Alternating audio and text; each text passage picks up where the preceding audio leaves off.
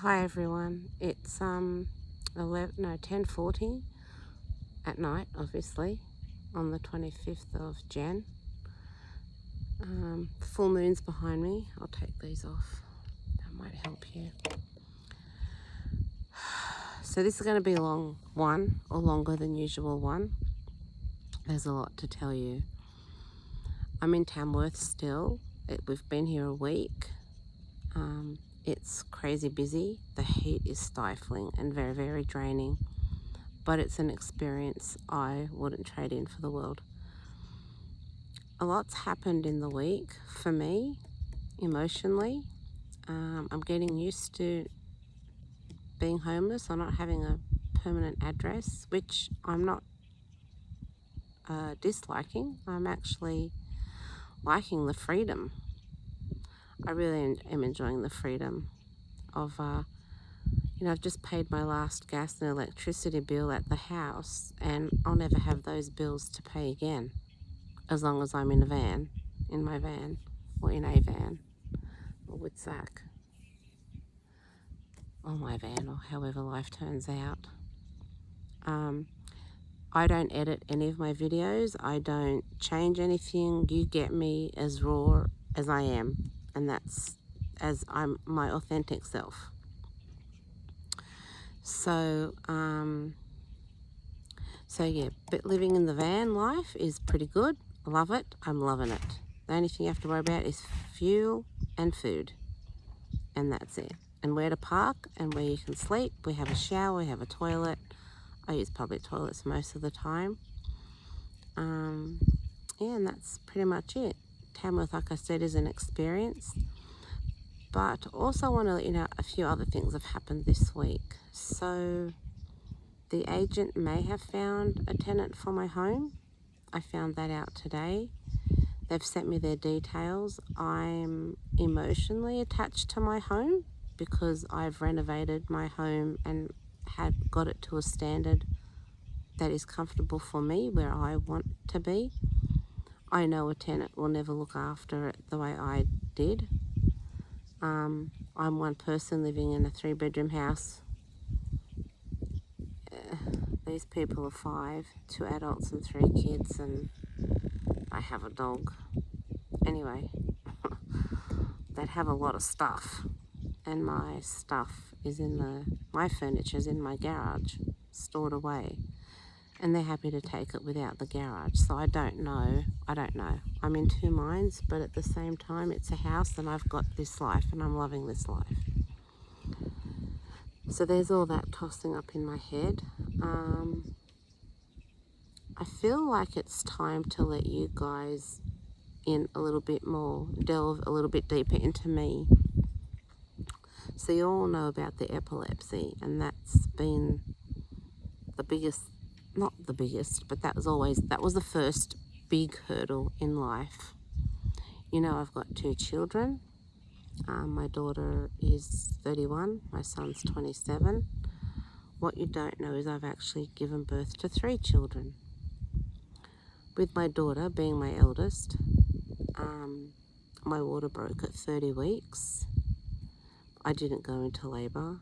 I was in hospital for 2 weeks. They'd given me some steroids for her lungs to develop quickly because they knew she'd be born preemie. So that way her lung would give her a better chance to survive. She was born at 32 weeks. She was supposed to be in hospital till her due date, which was sometime in October. 8 weeks. She came out of hospital at 5 weeks. They said it would take her 2 years to developmentally catch up to her age group. She was there in 1. She's amazing, my daughter. I'm so proud of my daughter. I'm so proud of my daughter and the woman that she is. I hope to God she watches this. When she was 5 months old, I found out I was pregnant, even though I was on the mini pill.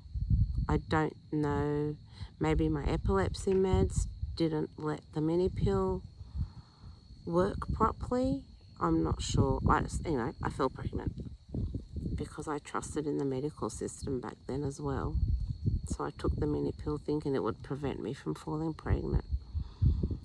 But I fell pregnant, and everything was going along smoothly, but because I'd had Chantel so preemie, they were keeping an eye on me.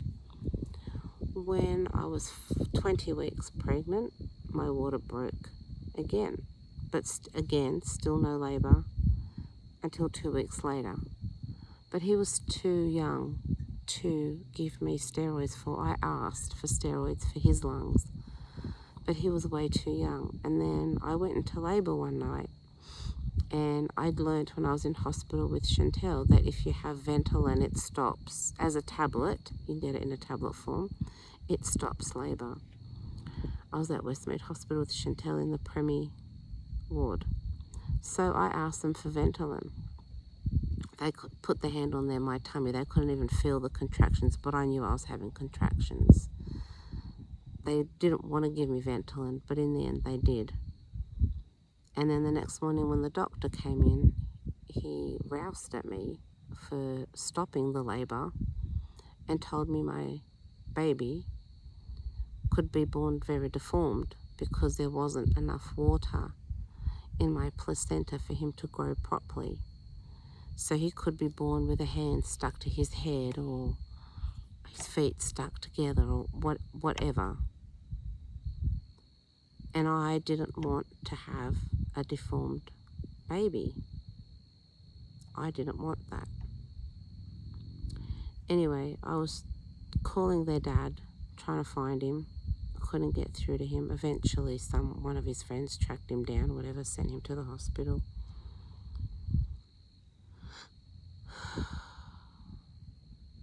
I wasn't allowed to move from the bed with him because, with Joshua, because I would go into labour. But when I found out all that news, I knew I didn't want to have a deformed baby. I knew I didn't want to have that lifelong responsibility of a deformed baby, not only because I would have that responsibility for the rest of my life, I would be worried about and heartbroken as a mum. I'd be heartbroken for the rest of my life and worried about how he would be looked after or who would look after him the way I did or do when I die. So at the age of 24, that's what I was thinking, worrying about my son and his future. I knew he'd be okay while I was there, but I wasn't going to be there forever. And I also knew I had to take care of my health. So I went into labour again, and we didn't stop it. I was so scared of what was going to happen or what could happen that I asked them for pethidine for the pain. They gave me the pethidine, but then the contractions slowed down and stopped. So I think the pethidine killed him. Anyway, the contractions stopped, and the next morning they had to induce me so I could give birth to him. So he was stillborn. He was stillborn at 22 weeks. His name's Joshua. That was the most heartbreaking thing I've ever done. I wouldn't wish it on anyone. To bury a child is not a nice thing to do. Whether they're a baby or you know, younger than 10 or in their teens or in their 20s, doesn't matter, they're still your baby. So to bury my son was horrible. I remember looking outside the bedroom window of the house we were living in at the time, and I could see the traffic on the main road just going by. I was standing still looking out at the traffic and wondering, why is the world still going when my life has stopped? I've just lost a baby. My life has stopped. Why is it that everybody else is still going? Why don't they know what happened to me, and why haven't they stopped as well? It's obviously that's where I was mentally. My Chantel was with my mother-in-law, then went to my mum. They were looking after her. And then my mum said to me, she's going to bring Chantel home. I said, no, I'm not ready. She said, you've got a daughter who needs you. And she brought, and I was angry at my mum for that. And she brought Chantel home. But Chantel did need me. I needed to step up and be a mum. Yes, I had lost one baby, but I still had another baby with me. And I was so grateful for that. Losing Joshua and the stuff that was going on at home with their dad at the time was not nice. But losing him made me realize how precious life really is, how precious time really is, how precious everything and everyone really is, like really is.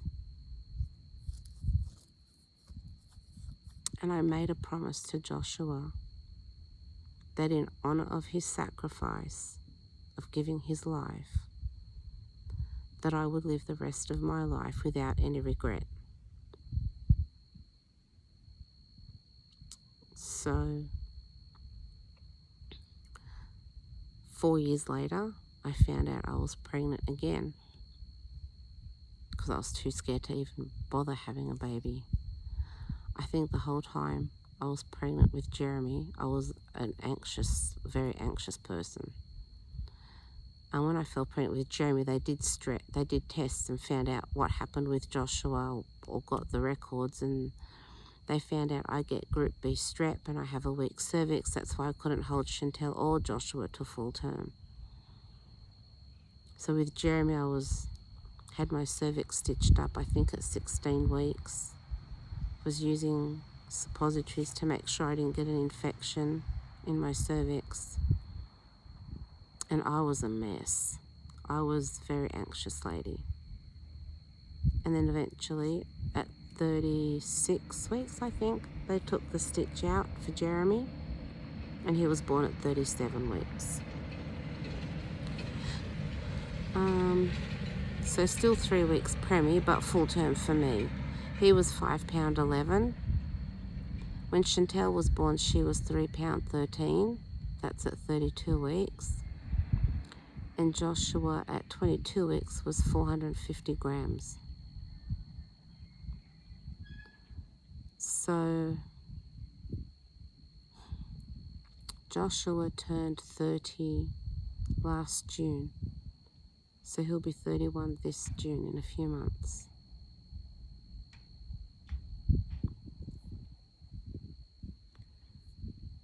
So that's a little bit more about me. None of this has anything to do with epilepsy, I don't think. But this is what started my journey into my health and reversing the side effects of the Tegretol on my body, on my liver, on studying nutrition, on studying PT, on training hard 5 days a week, on really knowing my body. I actually really know my body. I know my body better than I ever have.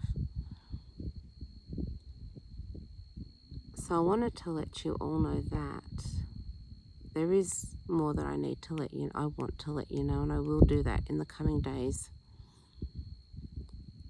But a reason why I'm letting you know all this is so you get the full picture of who I am and my journey, where I've been, what I've been through, what I've learnt, the people I thought I could trust especially the medical doctors and nurses and medical profession. I was their pincushion all my life until I educated myself on my body. You know, they'd say, take this tablet, take this strength, see, try that, see how it goes. If something would happen, they'd say, well, try this strength, up the strength, try that, get an EEG, try this different one, try that different one, do blood tests. So they don't know. I mean, everybody's body is different, I agree. But they don't know. They're just guessing. That was just with the epilepsy. Imagine what they were guessing with my babies. They've got no idea. Why didn't they do tests when Chantel was born to find out why she was born preemie? Why did they wait till that way Joshua may have still been alive? Why didn't they do all that testing with after I had Chantel? Just because she was born healthy, she still had to fight for her life for 5 weeks. Why didn't they do tests then so the next time I fell pregnant, we wouldn't have complications? I wouldn't have lost a child. But I owe the rest of my life to that child, and everything that's happened since losing him, I owe to him.